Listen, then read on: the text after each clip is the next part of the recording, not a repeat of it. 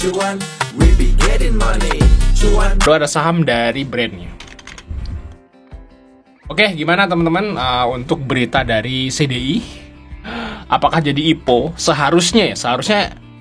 Seharusnya menurut jadwal gitu yang udah beredar gitu ya, CDI itu akan ada di IPO minggu ini.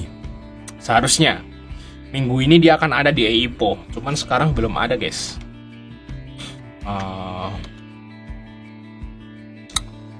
Belum ada ya, tuh, belum ada teman-teman. Dan ini belum ada juga IPO saham untuk bulan depan. Harusnya ya, kalau bulan depan tuh mau ada IPO, itu harusnya di minggu ini udah place ya, udah ada gitu. Walaupun CDI atau non CDI gitu. Ini CDI-nya belum ada dan yang lain juga belum ada. Apakah bulan depan nggak ada IPO lagi? Wow, sepi kali guys. YouTube saya sepi kalau nggak ada IPO guys. Emang awalnya kita bahas IPO guys. Ada nggak ada IPO nih. Nah kita lihat brand. Nah brand ini juga satu grup ya sama CDI kayak gitu ya. Kalau dia mau IPO. Tapi baru rumor doang guys. Untuk fundamental ini mahal ya. Jadi kalau brand tuh, kalau teman-teman mau beli brand jangan lihat fundamental. Lihat Broksum aja. Masih ada LG, kita lihat dari tanggal 1. Mereka pada di AVG berapa guys. Ini AC-nya masuk ya dari tanggal 1. AVG mereka di harganya sekarang ya, 6.500, 6.400 dan sebagainya. Di kisaran sekarang. Nah, saya kira kalau naik bisa lah untuk si brand nih, kalau menarik ya di sini. Kalau IHSG-nya hijau ya. Targetnya ke 6.600 lah untuk si brand guys. Oke, kita lanjut saham yang berikutnya ya, saham dari BRIS ya. BRIS ya, Bank Syariah Indonesia. Nah, ini sempat naik terus turun lagi, teman-teman, si BRIS ya. BRIS ini mau ini ya, BRIS ini mau diambil alih gitu ya, apa namanya ya.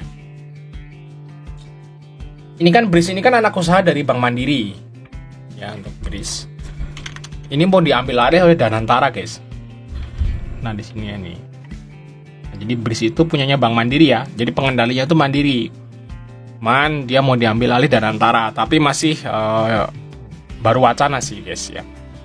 Ya kalau misalnya BRIS ini diambil alih Danantara, berarti yang rugi siapa? Yang rugi ya bukan BRIS. BRIS mah sama aja pemiliknya kan. Pemerintah juga nggak ada masalah BRIS-nya. Cuman yang rugi itu Bank Mandiri.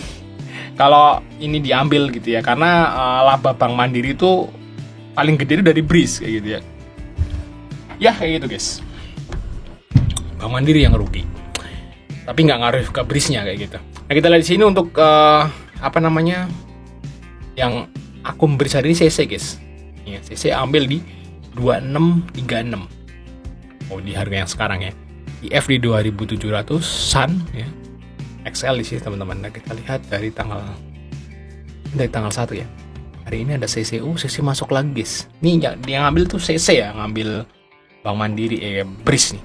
Saya kira besok bisa di trading lah untuk si BRIS ya. Juga membagi dividen, payment date-nya tanggal 19. Oh, bentar lagi ya pembagian dividennya guys. Pembayaran dividennya bentar lagi nih. Ya, nanti saya kira juga kalau udah payment date dia bakal naik.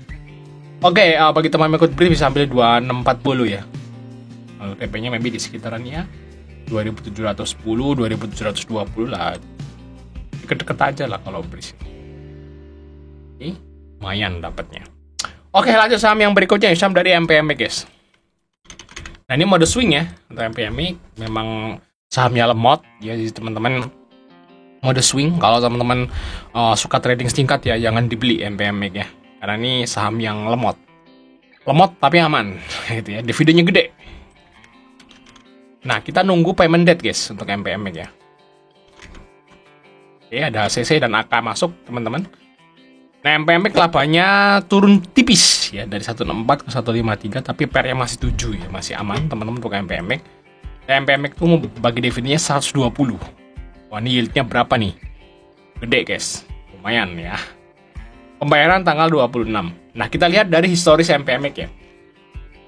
Historis MPMX dari semenjak 3 tahun yang lalu lah. Nah, kita lihat di sini MPMX teman-teman. Nah, ini setelah bagi dividen dia habis itu naik setelah payment date ya. Setelah payment date dia naik. Nah, ini juga sama, turun, trap, setelah payment date dia naik. Nah, ini juga trap ya, setelah payment date dia naik. Dan kalau kita lihat dari sini teman-teman, dari 3 tahun ke belakang MPMX setelah payment date dia naik. Nah, jadi istilahnya kesempatan teman-teman buat cicil kayak gitu ya. Kita manfaatin momen saat payment date naik, kita bisa profit kayak gitu guys. Jadi kita nggak usah nyimpen lama-lama gitu. Kalau teman-teman misalnya nyimpen MPMX gitu ya di sini, dari sini terus naik gitu ya, udah dapat capital gain, dia turun lagi kan, cuma dapat dividen. Jadi istilahnya ya balik-balik modal aja sebenarnya. Nah, terus biar nggak balik modal gimana? Nge-hold lagi sampai setahun. Kayak gitu ya. Jadi teman-teman ngambil di sini, naik ya, floating gain, terus dapat dividen tuh, balik lagi ke bawah. Kan pok-pokan kan. Dapat dividen. Tapi capital gainnya hilang. Ya sama aja kon capital gain tapi nggak dapat dividen kayak gitu. Nah, kalau teman-teman mau dapat capital gain dan dapat dividen juga, teman-teman harus nge-hold lagi minimal setahun sampai dividen tahun depan. Nah, caranya biar teman-teman nggak usah nge-hold lama-lama adalah ngambil pas ex-date lagi. Nah, saat dia mau naik dijual. Jadi nggak usah nge-hold 1 tahun. Paling sebulan 2 bulan bisa profit. Kayak gitu guys untuk si MPMX. Nah, kalau menurut saya sih targetnya bisa lah ke 1000 lagi lah untuk MPMX teman-teman ya. Dalam waktu dekat nih. Sampai pembagian dividen. Nah, kalau kita lihat di sini, itu dari sini ke sini nih berapa lama nih? Juni ke Juli. Ya 2 bulan. Sebulan setengah sampai 2 bulan lah. Teman-teman ya, mungkin bisa ke hampir ke 1000 kayak gitu teman-teman.